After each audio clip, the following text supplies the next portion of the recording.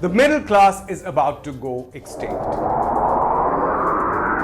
Yes, we are the dinosaurs of the 21st century. I'm talking about me and you. We, the laptop class. The educated, salaried professionals who the sociologists Barbara and John Ehrenreich, way back in 1977, called the Professional Managerial Class, or the PMC. Remember this short form PMC? We will keep returning to this throughout this video. So till now, we believed that we, the PMC, are completely indispensable. But now that feeling is changing very fast, because we all know some middle class family that is struggling to maintain their old lifestyles. Perhaps it is we ourselves who are in that position right now. Everywhere, in every country, the middle class is no longer aspiring to spend more or to earn more. It is just aspiring to survive. Some have called this the great white-collar recession of 2025 and predicted that this will only get worse. Well, maybe that is not the right word. For the middle class, this is not just a recession, it is a complete replacement. Capitalism doesn't need us anymore. It has found a much cheaper and soon what will be a more efficient alternative, artificial intelligence. And there is a second big reason why we are getting wiped out. It is inequality. The very inequality which helped us prosper for nearly 4 decades has now become our enemy. If you find this claim outlandish, watch till the end, because I am going to prove to you how the middle class's own past affluence is now its biggest enemy. But to understand the story, we have to stop using the vague term middle class and begin by explaining who this middle class really is. Strangely, what historians call the middle class is actually the ruling rich of today. The entrepreneurs, owners of companies, the capitalist class. Yes, the traders and merchants of the mid-18th century who were affluent and influential were originally called the middle class because they were seen to be in the middle of the two fundamental classes in much of Europe at that time. The aristocratic feudal lords on one side and the peasants who were often tied to the land on the other. In the middle were the merchants and traders who were becoming increasingly rich and also influential as European powers began to back expeditions to find new markets and colonies across the world. Out of these arose the great industrialists of the 19th century who gradually captured power across Europe and became the ruling class as capitalism spread across the world. For much of the 19th century, the factory owner ran their businesses directly, maybe along with a partner and with members of their immediate family, often the sons. But as factories became larger and industrial processes became more complex, many more workers had to be overseen. That is when the entrepreneur needed to hire white-collar workers, who would assign tasks to the workers on the factory floor, manage and supervise them, and also keep them under surveillance. Even though they too were employees working for a wage, their task was to extract as much work as possible from the blue-collar or frontline workers. They were firmly on the side of the owners of capital at a time when workers were organizing across Europe to fight for their rightful share. The latter half of the 19th century was full of revolts of the working class, the most famous of which, as you know, was the Paris Commune of 1871, when the working poor of Paris seized control of the city and then were brutally crushed. The white-collar workers didn't let any of that blood stain their clean white shirts. They firmly identified with their employers and were loyal to them, and for this, they were paid handsomely. These were the first members of what we know today as the middle class, professionals and managers. On one side were the industrial capitalists, on the other the factory workers, and the white-collar manager was right in the middle. White-collar work expanded beyond private offices and factories to other spaces, like banks for instance, which became the backbone of capitalism, taking deposits from the average household saver and lending it to capitalists who then set it to work to produce more goods and services. Yet, as late as the beginning of the Second World War, 80 years ago, the professional managerial class, or the PMC, accounted for a very small part of the total workforce in capitalist countries like the UK or the USA. The PMC only came into its own after the Second World War. And that, ironically, was because of the working poor, who were pressed into fighting a war that would kill millions of them. And the British politicians had to promise them something in return. The answer was what would popularly be called the Beveridge Report, named after Sir William Beveridge, who compiled it. He proposed that the British state take care of its citizens by providing free education, cheap health care, subsidized housing, unemployment benefits, and old age pension. This was the beginning of the welfare state. So one key reason for the British elite wanting to take care of the working poor was the threat of the Red Menace, the communists, who were becoming increasingly influential in Europe thanks to the example of the Soviet Union. But the British old guard was still not in favor of welfare. Churchill, the wartime prime minister and the great hero of Britain's war effort, opposed Beveridge's report when it was tabled in UK's parliament, saying that the state could not take the burden of so much subsidies. Churchill's stand didn't work out too well for him. The British people booted him out in the 1945 elections right after the war ended. Okay, back to our PMC story, the story of the rise of the middle class as we know it today. Welfarism created a massive need for professionals to manage everything the state was going to do in the post-war era. Bureaucrats and government officials, of course, were needed, but also teachers, doctors, architects, engineers, and many such professionals. And at the same time, the state was entering the economy directly, running factories, railways, airlines, banks, and other financial institutions. These public sector enterprises needed managers too, not paid by private capital, but by the state directly. That is why the professional managerial class, the PMC, exploded in the post-war years. In the UK, for instance, the PMC accounted for about 15% of the workforce in the 1930s, largely because Britain had to maintain a massive empire. By 1951, even though the biggest colony, India, had become independent, the size of the PMC increased to more than 17%. In another 10 years, when the welfare state was well established, it rose to 19%. By 1971, it had gone up to more than 23% of the total workforce, peaking at nearly 25% by 1979. Of course, not all of this employment was in the public sector, since private enterprise was also expanding during this period and it needed its own managers and professionals. But estimates suggest that by the mid-1970s, anywhere between 65 to 70% of all professionals and managers in the UK were employed by the state. This was more or less true for the major economies in continental Europe as well. So the PMC was oriented towards running the state, providing welfare, and also managing public sector companies, which were driven by so-called national interest and not the profit motive. This had a profound impact on how the PMC-led middle class viewed capitalism and capitalists till the mid-1970s. They treated both not just with suspicion but also a degree of disdain. The PMC in much of Europe believed that money making through commerce, what capitalists did, was a crass pursuit. By the way, this is exactly how India's middle class was till the 1980s, the mid-1980s, because our so-called socialism was based on the same welfare model of state-driven capitalism as it was in the UK. But the USA wasn't very different either, by the way, during this period. Even though the state never directly entered the economy, it had a massive role in controlling the economy. In fact, in the US, heavy government spending began even before the war, right after the Great Depression, when millions of Americans lost their jobs and had to depend on free soup kitchens just to survive. Even in the US, the PMC expanded dramatically from just 10 to 12% of the workforce in the 1920s to more than 17% in 1950, rising further to almost 20% in 1960, 23% in 1970 to a massive 28.5% in 1980. Despite a much bigger role of the private sector in the USA, the government, federal and states, accounted for 45 to 50% of PMC employment till the early 1970s. Two things radically upturned everything from the late 1960s. The first was massive inflation, and the second was growing unemployment.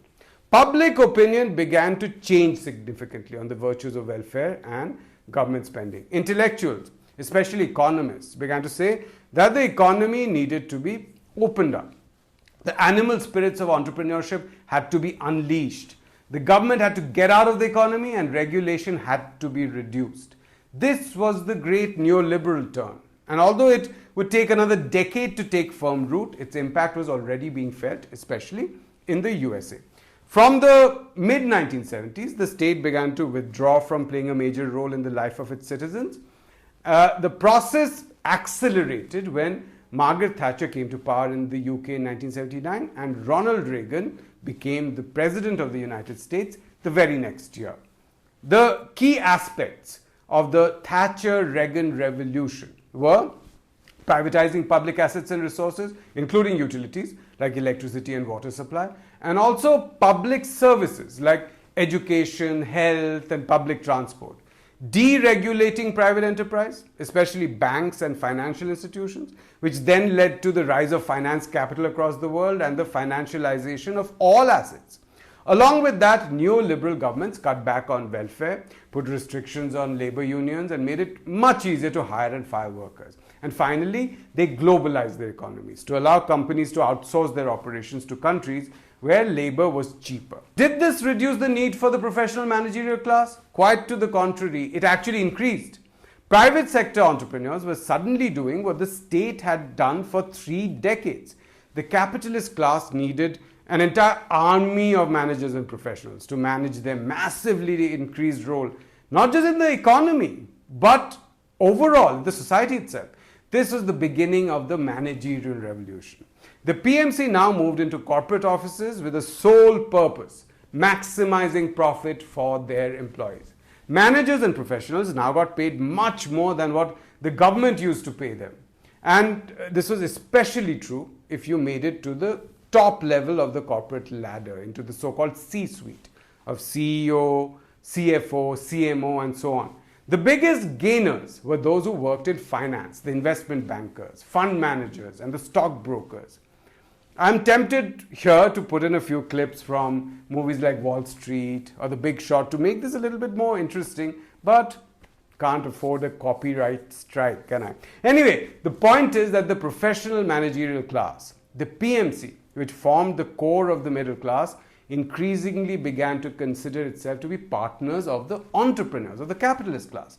Their growing affluence meant that they spent a lot of their money on discretionary spending, like decorating their homes, buying high-end gadgets and cars, spending a lot on entertainment and leisure, like eating out in restaurants or going on fancy foreign holidays. And when they spent, they enriched the lower middle classes as well, like salespeople in shops, customer relations staff, restaurant workers, beauticians, nurses, and various other types of lower-end white-collar workers who didn't count in the PMC proper. The peak of this PMC revolution came in the early 2000s. Gallup's polls show that in 2000, 63% of Americans self-identified as middle class. This would have been broadly true for the rest of the developed world as well, and also developing countries like India, where economic reforms had unleashed a new middle class. In our case, the IT outsourcing revolution led to a massive increase in the size of the PMC, as millions of families from the hinterland entered the middle class.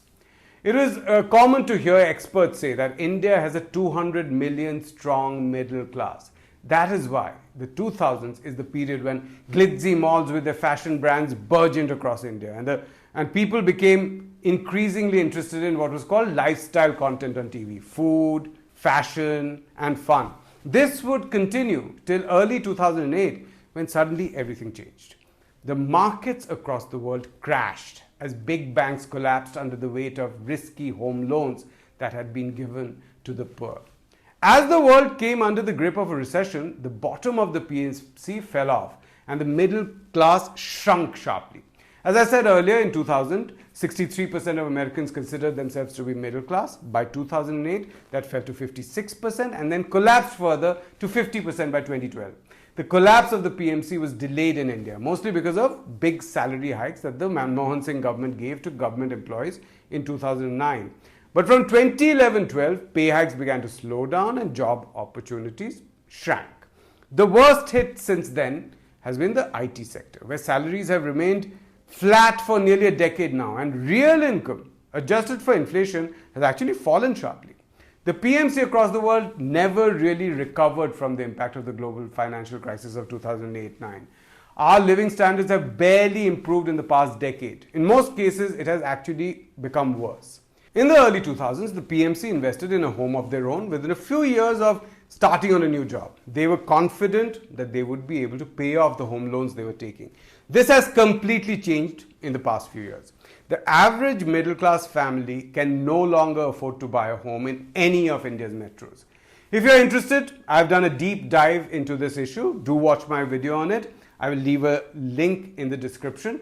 But it is not just about India. The old PMC is not able to buy homes anywhere, whether it is the USA or UK, because they don't earn that much anymore. And now there is AI. It is threatening to wipe out middle management from across the corporate world. I have a detailed video on this. Again, I will leave a link in the description. Do watch it after this video. From the 1980s to the mid-2000s, we the middle class gained from the end of welfare, the weakening of labor, the sharp rise in profit rates, and the resulting concentration of private wealth. We enabled the richest, the owners of capital, to extract even more from workers, helping capitalists maximize their profits. We became their voice in the public space, providing them with the ideological justifications for privately taking over and accumulating public assets. We were the biggest supporters of growing inequality that began in the 1980s and continues till today. Look at this graph showing how the share of national income in the US changed between 1940 to 2023. First, the share of the richest 1%, the blue line, dropped sharply, while that of the bottom 50%, the red line, rose gradually. And then the process got reversed from the 1980s, with the richest 1% actually crossing the bottom 50% in the mid-2000s and increasing the gap since then. The exact same thing is true for India. This graph shows the relative share of national income of the richest 1%. Again, blue line, and the poorest 50%, the red line, beginning from 1951 till 2023. Again, you can see inequality reduced till the 1980s and then increased sharply. Like in the USA, the share of the richest 1% crossed that of the bottom 50% sometime in the mid-2000s, and that gap has continued to widen. Both these graphs are estimates made by the Paris-based World Inequality Labs. You could say that they are not entirely accurate, but there's no evading the fact that inequality has increased dramatically in the past 30 years and that we, the PMC, gained from it. In fact, the PMC, which led the middle class for the past 75 years, gained in both periods. The post-war phase of welfare capitalism and the post-80s phase of neoliberalism. First, we gained by controlling the state and dominating civil society, and later by getting a decent share of the increasing profits that the capitalists made. But now, inequality has caused a massive contraction of consumption in most parts of the world. Since a majority of people don't have money to buy goods and services, the owners of capital have no interest in expanding their businesses anymore. So what are they doing? They have stopped investing in the productive process. They are buying back shares and returning their cash to equity investors and also giving large dividends to them. And they are increasing their profit margins by sharply cutting costs. As long as only the blue-collar workers were being affected by the cost cutting, we the middle class didn't really care. But now it is our turn. AI has made it possible for our employers to get rid of us. And they've also realized that they save much more by sacking one PMC employee than they would if they laid off 6 blue-collar workers. This is an existential crisis for the PMC and therefore the entire middle class. We were the biggest beneficiaries of the neoliberal revolution when it began in the mid-1980s and spread through the 1990s and early 2000s. That neoliberal revolution has come to its logical end now. The search for profit maximization is ensuring that capitalists are getting rid of the expensive PMC employees first. The PMC middle class, which helped usher in this revolution, is now going to pay the price for it. As always, I know what I say goes against the grain of mainstream wisdom, so I'm sure a large number of you watching this won't agree with me. So get into the comment section right now and let me know what you think and criticize what I have to say. That's the entire objective of my videos, to raise a debate, to bring about a discussion where we all benefit from our collective wisdom. And don't just listen to the same hackneyed opinions of the so-called experts. We need to question everything in these uncertain times. So until next time, de omnibus dubitandum, doubt everything.